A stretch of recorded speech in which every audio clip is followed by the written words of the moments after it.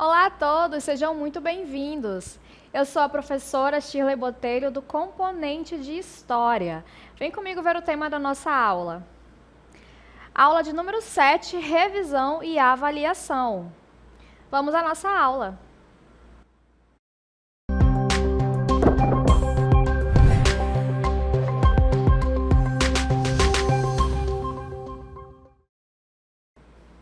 Vamos iniciar a nossa aula falando sobre o assunto da questão de terra no Brasil, que é um assunto muito importante para nós entendermos a dinâmica social da desigualdade de terra. Então, para a gente iniciar, a gente começa aqui com o nosso texto. No período colonial, que vai ali do século XVI até ali o século XVIII, com a colonização do Brasil, que foi marcada pela implantação do sistema de capitanias hereditárias. Então, para a gente relembrar, queridos, o sistema de capitanias hereditárias, a sua implantação lá a partir do ano de 1534, foi a primeira tentativa da coroa portuguesa de implantar, de efetivar a sua ocupação e o seu processo de colonização no território brasileiro. E como funcionava isso? As terras elas eram doadas a nobres e militares que as administravam em nome da coroa portuguesa.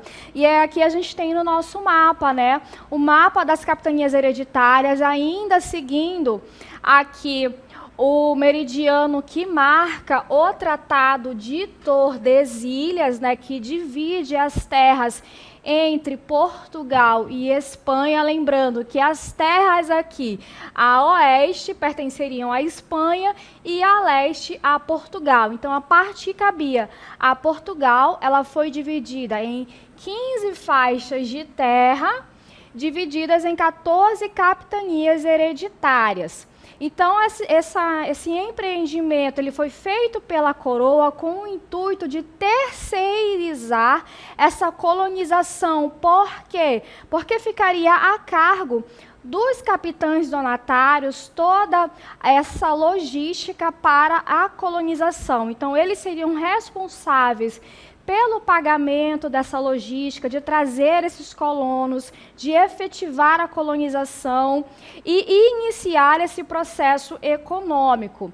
Então, esse sistema, ele refletia uma concentração de terras nas mãos de poucos, estabelecendo uma estrutura fundiária desigual desde o seu início. Então, como a gente observa nesse mapa, nós temos todo o Nordeste brasileiro dividido entre 14 capitães donatários. Então, são grandes extensões de terras divididas com poucas pessoas. E esses capitães donatários, eles poderiam ceder essas terras, ceder sesmarias a pessoas de seu bel prazer. Então, eles dividiam essas terras, eles favoreciam essas terras a familiares, a amigos. Então, percebam que desde o início do processo colonizador do Brasil, existe uma concentração de terras que favorece a uma elite colonial. E a economia colonial foi impulsionada pelo cultivo da cana-de-açúcar. Por isso, nós estamos aqui neste canavial, nós estamos aqui diante dessa produção de açúcar. E seguindo aqui no nosso texto, como nós já mencionamos, né, ela foi impulsionada pelo cultivo da cana-de-açúcar no Nordeste por conta do seu clima, do solo que era favorável para esse empreendimento. E por conta disso, né, das grandes extensões de terras que foram dedicadas à produção do açúcar baseado no trabalho escravizado, onde consolidou-se o latifúndio monocultor, todo ele baseado nesse trabalho. Isso demandou uma grande quantidade de mão de obra escravizada, dedicada toda a essa produção. E quanto aos povos indígenas que viviam nessas regiões? Os povos indígenas, eles acabaram sendo expulsos dessas terras. Eles que viviam nessas terras há vários séculos, né, foram expulsos e escravizados ou dizimados, como a gente observa aqui no nosso texto. Então, quando os colonizadores vieram, ocuparam essas terras, eles acabaram excluindo as minorias que viviam nessas terras. Então, quando a gente continua aqui no nosso texto, a gente observa que a terra, ela tornou-se o sinônimo de poder e exploração, com os colonizadores controlando vastas áreas em detrimento das populações nativas e outras minorias que viviam na colônia portuguesa. Além disso, no século XIX, a Lei de Terras, que foi instituída em 1850, ela vai acentuar ainda mais essa desigualdade. Por quê? Porque ela estabeleceu que as terras devolutas, ou seja, as terras públicas, elas só poderiam ser adquiridas por meio da compra e não por ocupação nem por doação, como eram feitas as sesmarias. Então, essa lei, ela beneficiou os grandes proprietários e ela acabou excluindo os pequenos agricultores, os ex-escravizados recém-libertos e os indígenas, assim como demais populações que não tinham capital, que não tinham poder aquisitivo para adquirir essas terras. A Lei de Terras, portanto, ela consolidou essa estrutura fundiária desigual que persiste até hoje, pois ela impediu que a maioria da população ela tivesse acesso à terra, ou seja, só aquelas pessoas que detinham grande poder aquisitivo, elas conseguiam ter acesso à terra. E para a gente entender um pouquinho mais dessa dinâmica desigual em relação à terra, a gente vai trazer alguns conceitos importantes. Conceitos são esses: conceito de posse, propriedade e exclusão. Então, a propriedade da terra, ela refere-se ao direito legal de posse registrado em cartório. Esse modelo, ele favorece os grandes latifundiários e empresas do agronegócio que possuem títulos de propriedade. Por quê? Porque esses títulos, eles não são baratos e eles precisam de um conhecimento jurídico e de um poder aquisitivo considerável para poder adquiri-los. Já em relação à posse, ela, por outro lado, ela é o direito de uso baseado na ocupação e no trabalho na terra, sem, contudo, um documento formal. É o caso de muitos camponeses, indígenas e quilombolas que vivem nessas condições. No entanto, eles sofrem com um risco constante de expulsão. E aí eles enfrentam esses riscos por conta dos mecanismos de exclusão, em decorrência da concentração de terras, que levou à criação de mecanismos para excluir populações do campo, como a grilagem, que é a falsificação de documentos para a apropriação ilegal de terras públicas. Então, a expulsão de comunidades tradicionais e o uso de milícias armadas para intimidar poceiros. É algo muito comum feito pelos grileiros. Outro mecanismo de exclusão, de expulsão dessas terras é a violência, que são assassinatos de lideranças camponesas e indígenas, como os casos registrados na Amazônia e no Cerrado, que são muito comuns. A falta de políticas públicas também é um desses mecanismos, como a reforma agrária, que é defendida há décadas e enfrenta entraves políticos e econômicos. Então, percebam que a questão da terra, essa desigualdade em relação ao acesso à terra no Brasil, que a gente percebe que remonta desde os primórdios da colonização, ainda persistem até os dias atuais. Então, para a gente avançar aqui na nossa aula, a gente vai falar agora um pouco a respeito das invasões holandesas. As invasões holandesas, elas têm dois momentos.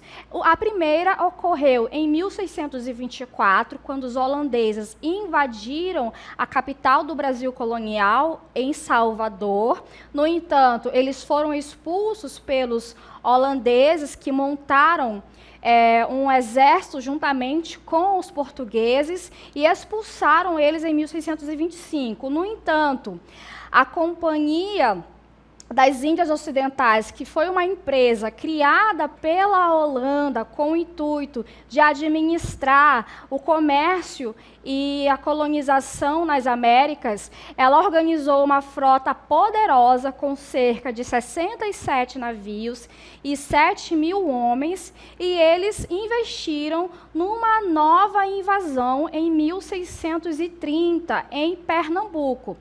Então, em fevereiro de 1630, os holandeses eles desembarcaram em Pernambuco e rapidamente eles ocuparam Olinda e Recife. E essa ocupação, essa invasão nessa região, ela não foi à toa, já que Pernambuco era um importante centro de produção açucareiro. E para conquistar o apoio da elite local, que era representada pelos senhores de engenho, os holandeses eles garantiram a segurança de todos aqueles que quisessem retornar aos seus engenhos. Então, eles acabaram criando um vínculo com os novos proprietários. Então, eles criaram esse vínculo com o intuito justamente de estabelecer essa segurança, essa aliança, para que eles efetivassem uma presença mais conciliatória. E aí a gente continua aqui com o nosso texto, e essa aliança ela foi fundamental para inibir a resistência ao domínio holandês. E aí a gente entra num tópico muito importante dessa segunda ocupação holandesa no Brasil, que é a respeito do governo de Maurício de Nassau, que é um governo que ele dura de 1637 a 1644. Então, Maurício de Nassau ele se destaca pela modernização do Recife, quando ele incentivou a produção açucareira, concedendo empréstimos aos senhores de engenho e vendendo engenhos abandonados. Ele também se destacou ao promover a tolerância religiosa. Ele trouxe artistas e cientistas para documentar a colônia e estimulou o comércio, garantindo lucros para a Companhia das Índias Ocidentais. E a gente se encontra aqui na Praça da República, na capital do Recife, ou melhor, na capital de Pernambuco, em Recife, onde Maurício de Nassau ele deixou marcas que são visíveis até os dias atuais na paisagem urbana do Recife. Então, essa é a estátua de Maurício de Nassau. E no Recife, Maurício de Nassau ele foi responsável por uma série de obras que transformaram a cidade. Ele promoveu a drenagem de áreas alagadas, ele construiu canais, diques, pontes, além de edificar palácios, como o Palácio de Friburgo e o Palácio da Boa Vista. Ele também criou jardins, incluindo um jardim botânico e um zoológico, além de estabelecer um museu natural e um observatório astronômico. Então, percebam que, diferente da coroa portuguesa, que visava ali somente extrair os lucros em benefício de Portugal, essa gerência de Maurício de Nassau, em nome de Holanda, ela visava também trazer um certo bem-estar ao governo, à colônia que seria implantada em nome da Companhia das Índias Ocidentais. Então, esse é um diferencial importante. Então, vai ocorrer, portanto, o fim do governo de Nassau quando ocorre o fim da União Ibérica em 1640. Então, esse evento, com a restauração portuguesa, ela vai gerar uma crise que vai decorrer, portanto, do fim desse governo. Então, concomitante com o fim da União Ibérica, vai haver uma crise na produção açucareira em Pernambuco. Então, esse conjunto de fatores vai fazer com que a administração holandesa holandesa ela acabe perdendo a mão na administração no Recife. E os senhores de engenho, eles ficaram sem recursos por conta dessa crise na produção açucareira para pagar suas dívidas com a Companhia das Índias Ocidentais. Vocês lembram lá que quando a companhia chega, ela para ter um tom mais conciliatório, eles acabam cedendo empréstimos aos senhores de engenho para que eles fiquem aliados à companhia, aos holandeses. Então agora chegou a hora de pagar essa dívida. Mas eles estão sem recursos. E por conta de toda essa crise, por conta da restauração portuguesa, de uma iminente revolta, a companhia decide aumentar os impostos. Mas por conta dessa crise, os senhores não têm condições de pagar.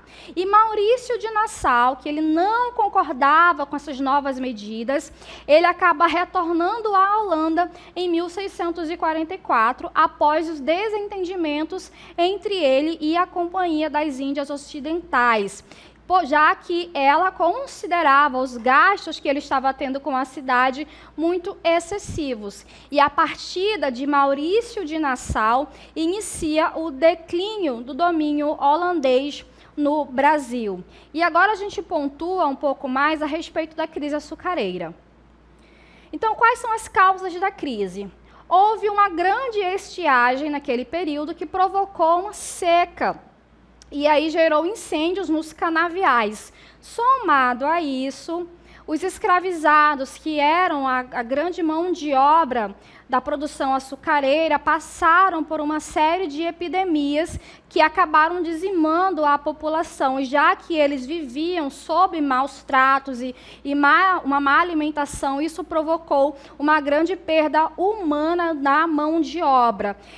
Consequentemente, ou melhor, somado a esses dois fatores, vai haver uma queda dos preços do açúcar na Europa, em decorrência do açúcar caribenho que estava em alta. Então, a gente tem um conjunto de fatores que vai levar a uma crise econômica na produção açucareira do Brasil. E quais são as consequências de toda essa crise? Os senhores de engenho, eles ficaram sem recursos para pagar as suas dívidas. A companhia holandesa, por sua vez, ela não cedeu, ela continuou aumentando os impostos sobre o açúcar. Isso levou a uma insatisfação generalizada. E a coroa portuguesa, que já havia retomado a sua autoridade sobre a colônia, ela aproveitou desse momento e ela se aliou aos colonos e iniciou, portanto, a insurreição pernambucana, que durou de 1645 a 1654 e levou à expulsão definitiva dos holandeses em 1654. E após a expulsão dos holandeses, como a gente acompanha aqui no nosso texto, em 1654, o Caribe tornou-se um grande produtor de açúcar. Por que o Caribe? Porque os holandeses, eles acabaram investindo nas ilhas caribenhas. E esse investimento, ele teve um custo mais baixo na produção, reduzindo os preços no mercado europeu, o que levou à queda dos lucros dos senhores de engenho no Brasil, resultando em endividamento e abandono de propriedades. E aí, nós temos aqui um panorama externo desses problemas que causaram essa crise na produção açucareira. Mas a gente vai observar com mais atenção os problemas internos dessa crise. Vamos lá ao texto. O esgotamento do solo, já que o cultivo intensivo da cana-de-açúcar levou ao desgaste do solo, reduzindo a produtividade. Então, a falta de uma rotatividade de culturas levou a esse desgaste, somada à falta de modernização, já que os engenhos eles ainda utilizavam técnicas tradicionais, enquanto as colônias caribenhas adotavam métodos mais eficientes, como os moinhos movidos a máquinas a vapor, por exemplo.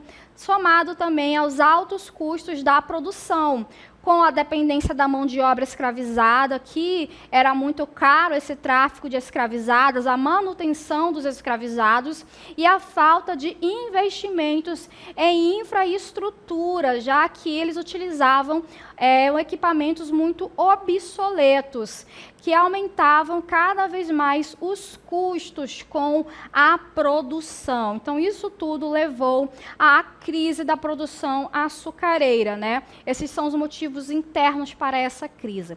Então, a gente finaliza aqui a nossa aula de revisão.